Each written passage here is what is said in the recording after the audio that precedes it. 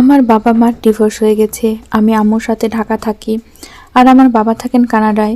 আমার বাবা কানাডায় যাওয়ার পরে অন্য একজন মহিলাকে বিয়ে করেছে। বিয়ে করার কারণ হিসেবে দেখিয়েছে তার একাকিত্বকে। আব্বু কানাডা যাওয়ার আগে আম্মুকে বলে যায় যত দ্রুত সম্ভব কাগজ ঠিক করে আমাদের নিয়ে যাবেন। আব্বু দেশে এসেছিল, তবে আমাদের নিতে আসে নাই।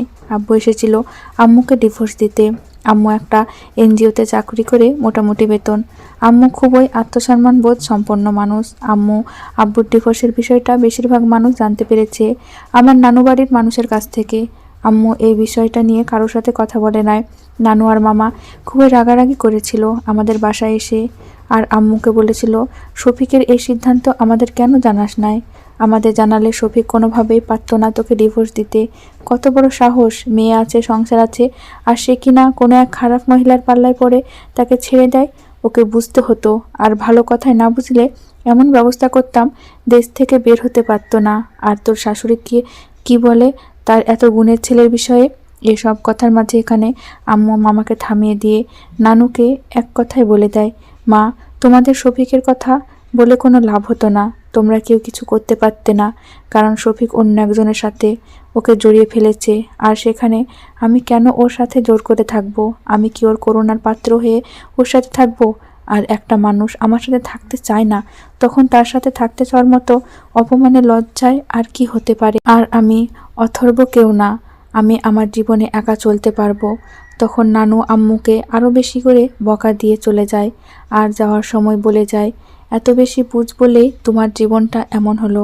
কারো কোনো কথার মূল্য নাই তোমার কাছে। আমার নানুর বাসায় সবাই আম্মুকে একটু সামঝে চলে, কারণ আম্মু খুবই রাগী আর নিজের মতো করে চলে। আমার দাদি খুবই দুঃখ পায় আব্বুর এই আচরণে।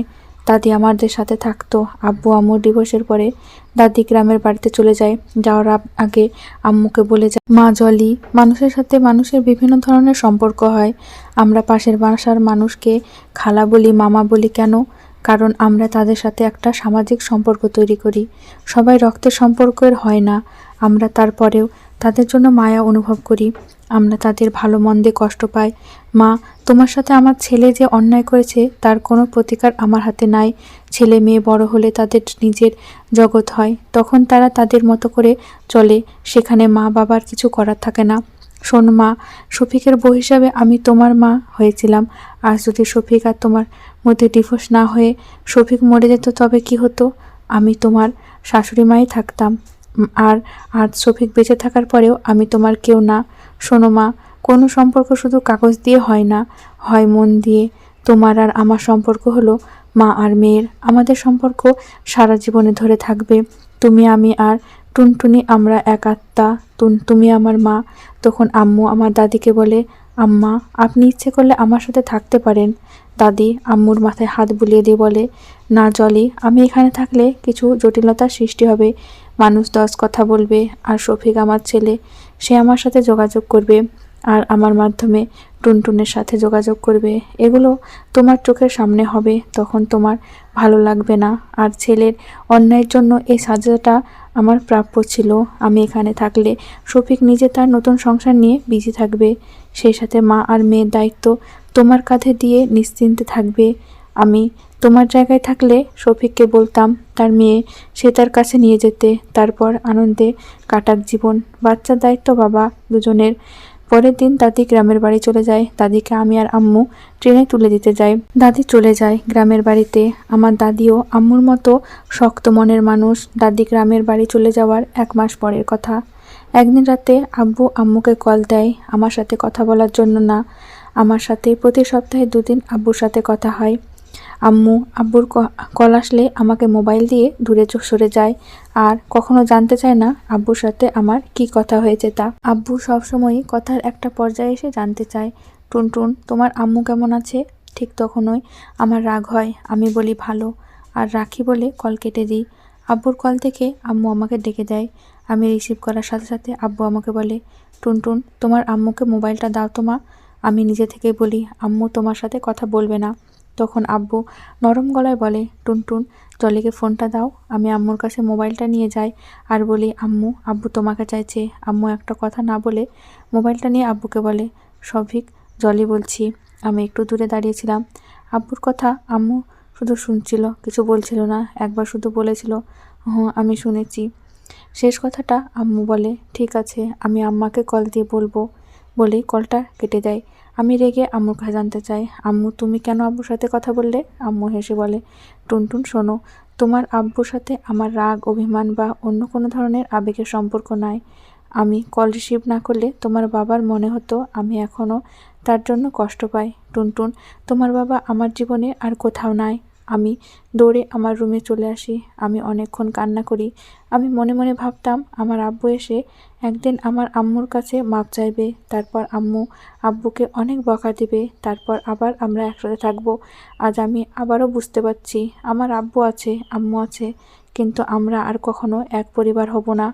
আব্বু আমাদের সংসারটা নিজের হাতে ভেঙে ফেলেছে, যা আর জোড়া লাগবে না। পরের দিন আম্মু দাদিকে কল দেয় এবং অনেকক্ষণ কথা বলে। একসময় আম্মু দাদিকে বলে, আম্মা শফিক আপনাকে নিয়ে টেনশনে আছে, আপনি নাকি শফিকের কল রিসিভ করেন না। আম্মু দাদুকে আব্বুর কল রিসিভ করার কথা বলে আর বলে, আম্মা আপনি কল রিসিভ না করলে টুনটুনের বাবা আমাকে আবার কল দেবে, এটা আমার ভালো লাগবে না। আপনি কল রিসিভ করে ওর সাথে কথা বলে আপনার যা বলার বলে দিন। দাদু প্রতিদিন একবার করে আমাকে কল দেয়, কথা বলে, আম্মুর সাথেও কথা বলে। আমার আগে ছুটির দিনে বেড়াতে যেতাম নানু বাড়িতে, এখন খুব বেশি যাই না। নানু বাসায় গেলে নানু, মামি আর মামা শুধু আব্বুকে নিয়ে আজে বাজে কথা বলে আর আমার সামনেই বলবে, তুই চাকরি করিস বলে কি হয়েছে? টুনটুন কি তোর একার মেয়ে? শফিককে বলবি টুনটুনের সমস্ত খরচ পাঠাতে, তোর একটা ভবিষ্যৎ নাই? মেয়ের পিছনে সব খরচ করলে তোকে কে দেখবে? আর তোর কি এমন বয়স, তুই কি সারা জীবন একা থাকবি নাকি? নানু এই কথা বলার সাথে সাথে আম্মু রেগে যায় আর বলে, আম্মা আমার ভুল হয়েছে তোমাদের কাছে আসা, এর চাইতে বাসায় থাকা ভালো। তখন নানু চুপ হয়ে যায়। আমরাও এই সব কথার জন্য নানু বাসায় আসতে ইচ্ছা হয় না, তারপরেও আসি, কারণ আমাদের খুব বেশি কোথাও যাওয়ার জায়গা নাই। আব্বু আম্মু ডিভোর্সের পর থেকে আমাদেরকে সবাই একটু এড়িয়ে চলে। আর আমার মামি রান্না আমার খুব ভালো লাগে। ডিসেম্বর মাস আমাদের পরীক্ষা শেষ, বাসায় একা একা থাকি মন খারাপ করে। আজ আম্মু রাতে খাওয়ার সময় আমাকে বলল, টুনটুন চলো আমরা কোথাও বেড়াতে যাই। আমি খুশি হয়ে উঠলাম। আম্মু বলল, টুনটুন আমি 1 সপ্তাহ ছুটি নিয়েছি, বলো তো কোথায় বেড়াতে যাওয়া যায়?